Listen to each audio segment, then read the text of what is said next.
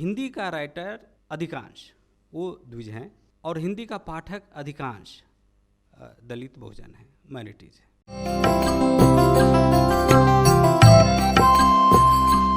मैंने कोई मास्टरी नहीं की थी ना। एक बहुत दिलचस्प सवाल इसमें से उभरा है, मैं जीतू जी की तरफ आऊँगा।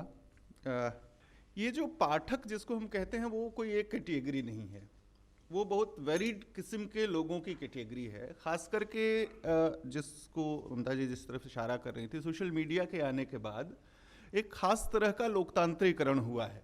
पाठकों की बहुत तरह के पाठक अब सामने आ गए हैं। एक ज़माने में पाठक के पास अपनी आवाज़ पहुंचाने का कोई साधन नहीं होता था।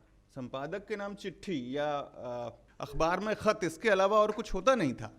अभी ये सूचना क्रांति के दुनिया में अब ये हो गया है कि सबके पास अपनी आवाज़ है कम से कम। तो जीतू जी से तो इन दो चीज़ों पर मैं सोच रहा हूँ कि आप अगर बात कर सकें। एक तो ये कि ये जो लोकतांत्रिकरण हुआ है, ये जो तरह तरह के अलग अलग तबके आए हैं साहित्य की दुनिया में पाठक के रूप में, उनका रोल क्या है, वो क्या कर रहे हैं, कैसे बदल रहे हैं इस पूरे हिंदी पब्लिक स्फीयर, हिंदी लोकवृत्त को। और दूसरे, क्या कहीं फिर इससे मानकों पे संकट जैसा या आलोचना पे संकट जैसा कुछ समझ में आ रहा है क्या? सबसे पहले तो राजकमल प्रकाशन का आभार। और ये यहाँ मैं साजिशन बैठा दिया गया हूँ और ये साजिश जो है निरुपम ने रची है, क्योंकि सामान्यतया मैं उस तरफ बैठना पसंद करता हूँ और मेरी जगह वहाँ काफ़ी कंफर्टेबल होती है। तो एक हमारी बहुत ही पसंदीदा किताब है जिसमें वो कहते हैं कि जिस तरह से बुद्धिवानी सोशल वैल्यू है, उसी तरह से मुक्ता भी सोशल वैल्यू है। तो मुझे दूसरे कैटेगरी में डाल के रखिए और इसलिए जब मैं बात करूँगा तो उसको इसी तरह से लीजिए। तो आपने जो बात मृत्युंजय कही कि मतलब सबसे पहले हमको थोड़ा सा मैं विषयांतर होऊंगा मतलब अपनी बात कहने के लिए। ये आज के दिन हिंदी का पाठक कौन है, हिंदी पढ़ते कौन है, और अगर इसका, और इसी तरह से दूसरा सवाल ये है कि आज के दिन हिंदी लिखते कौन है। और अगर इस दोनों सवाल को ठीक से आप एड्रेस कर लें तो शायद बहुत सी बातें साफ हो जाएंगी। हिंदी का राइटर अधिकांश वो द्विज हैं और हिंदी का पाठक अधिकांश दलित बहुजन है, माइनॉरिटीज है। और इसलिए आप देखेंगे कि पूरी जो साहित्यिक रचनाएं जो हैं इतनी नहीं आज के दिन बिक रही हैं, क्योंकि वो फर्स्ट जनरेशन जो लर्नर्स हैं, भले गांव के हों, जो मतलब अपर कास्ट भी हों, गांव में जहाँ एजुकेशन सिस्टम कोलैप्स कर गया है बिहार हिंदी प्रदेश में, तो वहाँ आप देखेंगे कि स्थिति ये है कि उनको ज्ञान की चीज़ें अब सिर्फ अंग्रेजी में उपलब्ध हैं और वो बच्चे हिंदी मीडियम में पढ़े हैं, बच्चे बच्चियाँ। तो उनके लिए सबसे ज़्यादा ज़रूरत है ज्ञान की चीज़ों का। फर्स्ट जनरेशन लर्नर्स के लिए समाजशास्त्र कहाँ है, विज्ञान कहाँ है, हिस्ट्री कहाँ है, भूगोल कहाँ है। तो आप देखेंगे कि बहुत महत्वपूर्ण रचनाएं, मतलब खास करके अगर नोवेल है और कविता है तो उतनी नहीं बिक रही हैं जितनी कि सोशल साइंस की लिखी हुई कोई भी किताब बिकती है। और ये भूख जो है वो दलित बच्चों में है, लड़के लड़कियों में है, बहुजन लड़के लड़कियों में है, माइनॉरिटीज़ में है, क्योंकि फर्स्ट जनरेशन लर्नर्स है।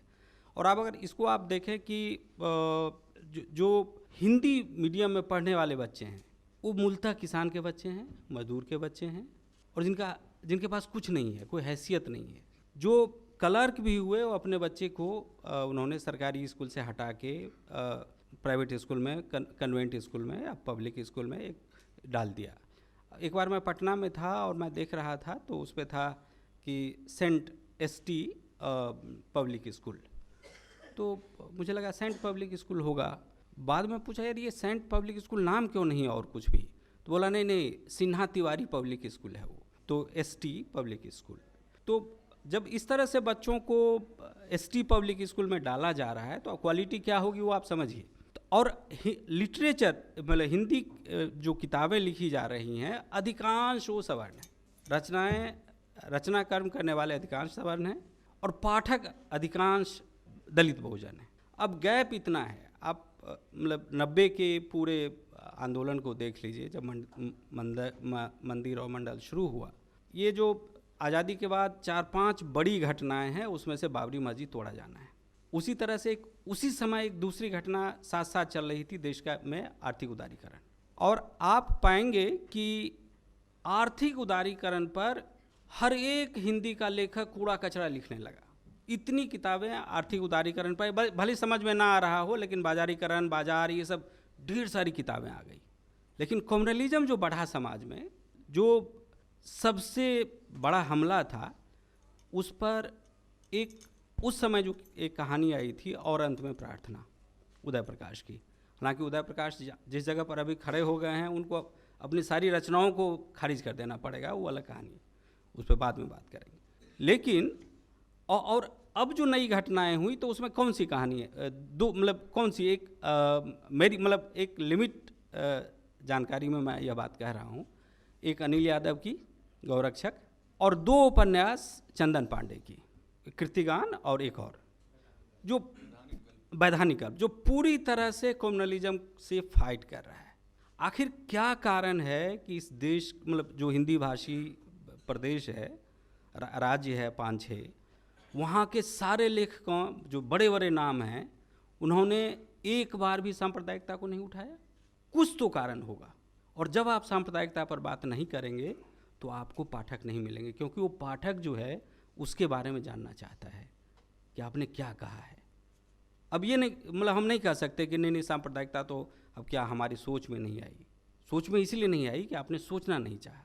हालांकि मतलब मुझे लगता है कि सांप्रदायिकता पर ठीक ठीक उपन्यास हैं, उनकी सूची बनाई जा सकती है। मसलन जैसे कालिया जी का एक उपन्यास है, हाँ, खुदा सही सलामत है, या गीतांजलि श्री का जो उपन्यास है, हमारा शहर उस बरस, वो शानदार उपन्यास है। तो है सूची, लेकिन फिर भी इस चिंता से मुझे लगता है हम लोगों को रूबरू होना ही चाहिए कि जो जितना जलता हुआ सवाल है, उतना उसका उसको जगह नहीं मिली है। आते हैं हम फिर लौट कर इस सवाल पर, मूलतः प्रतिनिधित्व का सवाल जितेंद्र जी उठा रहे थे। हम आते हैं इस सवाल की ओर। एक और चक्कर है, जैसे देखिए ये एक राइट्स ऑफ द रीडर किताब थी डेनियल पेनेक की, तो उसमें वो बड़ा सिंपल तरीके से 10 अधिकार गिनाते हैं। पन्ना पलटने का अधिकार, छोड़ देने का अधिकार, किताब रख देने का अधिकार, किताब को फिर से पढ़ने का अधिकार। ये तो एक बात हुई कि ठीक है, जब हम किताब खरीद लेते हैं या किताब से हमारा साबका होता है, तो हम एज ए रीडर उसको क्या कर सकते हैं। लेकिन रीडर का उसके साथ ही लगा हुआ 2-3 और उसकी चाह होती है। एक तो खूब सारी किताब मिले, माने किताब चुनने का विकल्प मिले।